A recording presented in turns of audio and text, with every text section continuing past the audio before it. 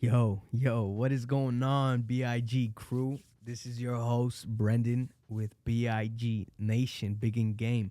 Let's go. Let's get it. All right. We're beginning off with, very first episode. Welcome to the show. First off, let me introduce you to what's going to go on right now. Okay. I'm going to talk about this game. I'm going to give a little rant about Madrid. Okay. Because I think Madrid needs to be spoken about. Okay. I think that the books are going to gain a lot of units off of gamblers just simply because this is a team full of superstars. It's like I said, verse of the season. If Madrid does not win, Madrid does not lose. Meaning Madrid might tie, or, they might lose too.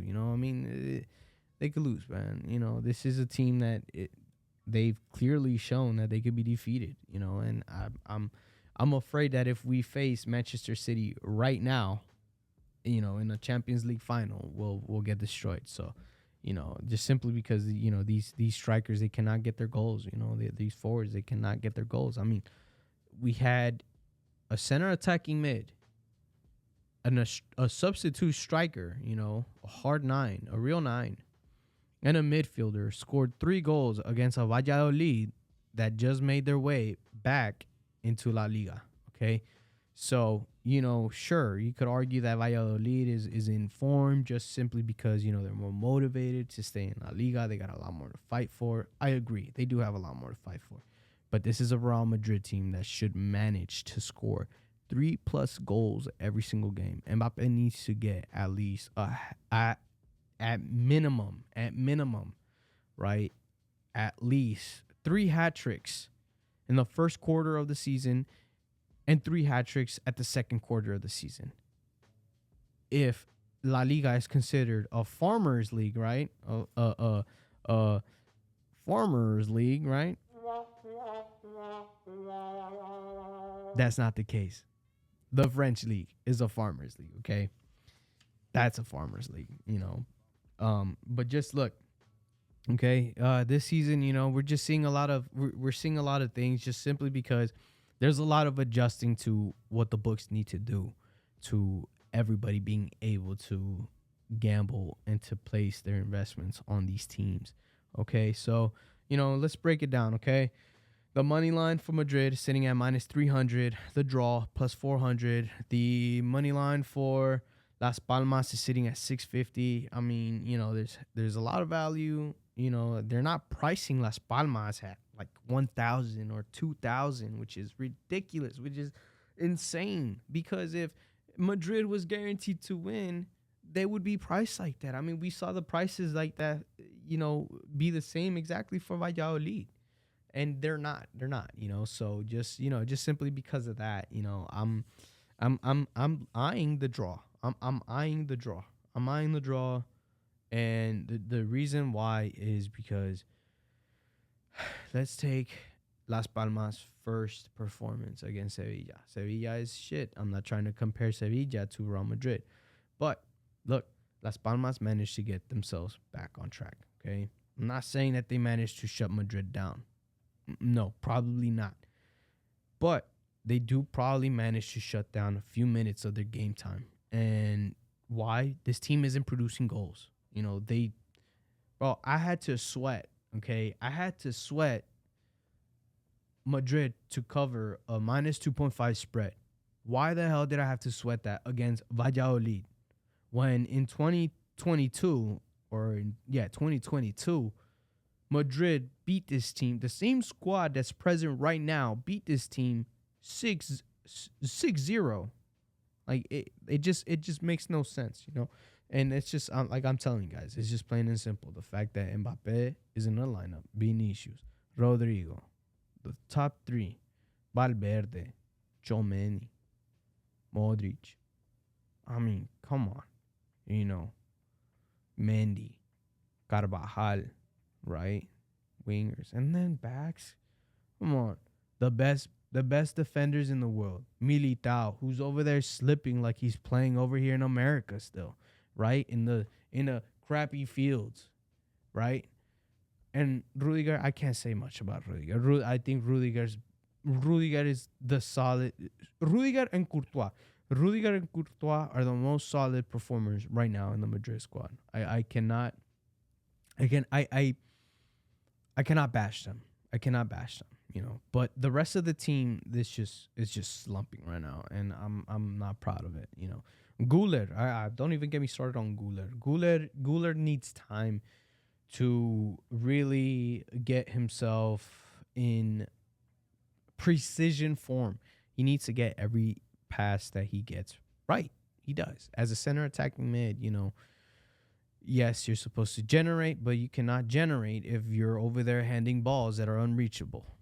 Plain and simple, So, Guler, slumping. Militao, slumping. Mbappe, bro. Don't even get me started on Mbappe. Mbappe has just been letting me down so much, bro. I think the reason why is just simply because the books need to gain funds off of him, off of his bets, so that when the time comes that this team is on fire, bro, because it's going to come, it's going to switch like that, okay? They'll be paying us out. They'll be cashing us out, okay? So, look, I'm looking at this game, okay, and the draw isn't priced crazy. The most reasonable draw in this game is 900 plus 900, 9-1 odds, okay, plus 900, okay, for the 1-1. The both teams to score is sitting at minus 128, okay. The under 2.5 goals is sitting at plus 140, bro. That's a lot of juice, and that's not a lot of juice. That's a lot of juice for, something that can happen. Okay? That's the perfect amount of squeeze for something that can happen. And the minus 172, that's too little juice for something that would definitely happen, right? If this game was for sure to go over 2.5, right? It would be priced more, man. It would be priced pretty steep. I mean, the jump from minus 600 for the over 1.5 to the over 2.5 minus 172. That's a huge difference in odds. That's a huge difference, okay? So just simply because of that, I'm leaning towards the under 2.5, sitting at plus 140. That's where the real money is. The halftime result, Madrid has covered 42% of their season last season, the halftime draw, okay? Away. 42% of it has been Madrid money lines on the halftime result. But, just simply seeing as,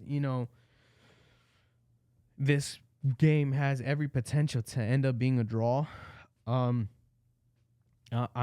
might have to side with Madrid on the halftime result. I do think that they can cover that, and if they do end up in a same predicament with a 1-1 draw as they did with Mallorca, I think that they cover their halftime result in the first half, and I think that they get upset. They get their upset in the second half, just like with Mallorca. Look, like the most reasonable price, once again, the 0-2 is sitting at plus 650. The only price available, right? I don't think that's the case though. I think we do see a goal from each team. The 0-1 plus 700, the 1-2 plus 700, right? The 1-1 9-1 odds, not plus 900. The 0-3 plus 900. I mean, I should be looking at these bets, and these bets right here should be priced at plus 200. The 0-3, the 1-2, right? The 0-2. They should be priced that much. Like, look, let's look at the correct score combos, right? Madrid to win 1-0, 2-0, 3-0, plus 195. To win 2-1, 3-1, or 4-1, plus 290. The draw 0-0-1-1 is sitting at plus 600. And Madrid, any other score, right? For Madrid to win any other score, right? Without any of the other combinations, is sitting at plus 700. And then after that, we see Madrid win plus 3 by 3-2, 4-2, or 5-2 is plus 1,200. So our median should be in that draw range, plus 600. That's where our median should be. That's where we should be starting, because there is a lot of potential for the both teams to score. There's a lot. If not, both teams can shut each other down. Offensively and defensively, and so yeah, that's what I think. I'm what I'm going to lock for sure is definitely definitely the under 2.5. I might be shooting myself in the leg on this, but betting the 3.5, the over 3.5 is not the move. Is not the money move. And betting, I think you're greedy if you decide to go for the plus 152 instead of the plus 140. Just the reason being so is because Madrid's offense is not there. Madrid's offense is not going to be there for the next maybe we start seeing a shift in Madrid starting leading up to El Clásico. That's when we could start seeing a shift in Madrid, or leading to the Madrid derby, which we could start seeing more goals from the offense. Look, just plain and simple, the books need to make money off of you betting on Madrid. They're not going to cash you out 38 games. They're not. Madrid just won at home 3-0. And they generated goals late into the game. So, if they generate goals late into the game at Las Palmas, all they're going to generate is probably 2. And shit, even then, they might only generate 1. I don't know. The minus 125 is always tricky. Minus 125 is always tricky. And plus 145, the books do not always give that, which tells me that there is value with 45. That number 45,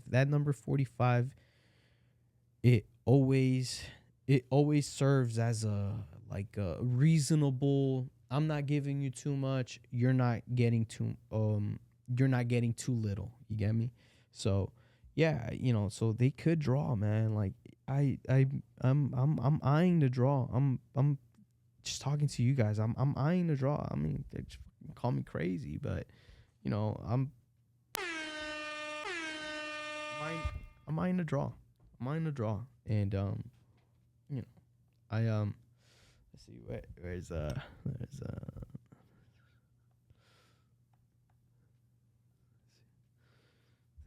so yeah, yeah, my bad. I got a little bit off track right there, but yeah. So if you like the video, give me a thumbs up. Subscribe. I'm gonna be making more content. I'm going to make more rundowns. I have an Instagram page that specifically has my thoughts on this game in writing. So it's not all messy. Hopefully the editing can get everything perfect and sorted out so that the video is nice and clear. But little quick rundown.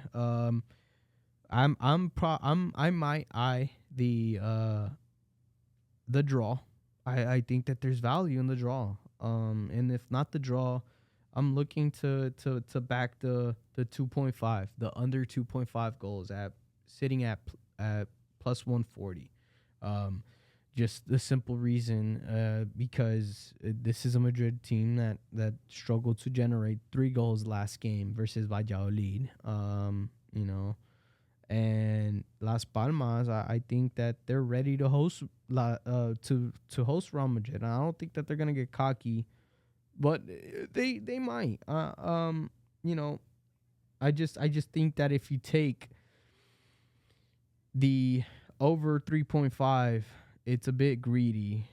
Taking the under 3.5 is probably the safest route, hoping that they, keep it at 3 goals.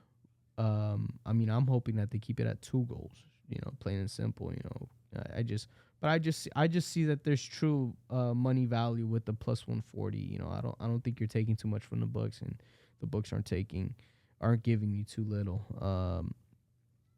And the halftime result, plus 145. I don't think that these teams managed to score. And if you're already gonna bet the halftime result plus 145, you might as well go for the half over under point 0.5 goals. That's sitting at plus 260. That's a good price. I think that's a price that the books are willing to pay. If it ends at a draw, they don't have to pay the bet of both teams to win, which is sitting for Madrid at plus 235 for them to win to win both halves. So yeah, hey, if you like this video, give it a like, subscribe. That's funny to say. And yeah, I got more content coming up, man. The season's just starting. Everybody does baseball. I do. I bet. I look. I invest in baseball. So, I might have something coming up for baseball. NBA for sure. But I'm not gonna get into full detail on that, just simply because there's a lot of good outlets out there already. I follow these outlets, and I gain my knowledge from these outlets because they're just so knowledgeable. I mean, Guy Boston, shout out to my Guy Boston. Guy is so knowledgeable, bro, can literally cash you out, so. But there's really nobody breaking down La Liga. There's really nobody breaking down any of these important matches coming up. So, I'm going to fill in that gap. I'm going to fill in that void right there. So, yeah, if any updates, I'm going to put down in the pinned comments. And yeah, man. So, yeah, for sure. Locking in under 2.5 goals plus 140 and the draw plus 145 halftime result. Also, I might even dabble on that under 0.5 goals in the first half plus 260. There's a lot of profit there.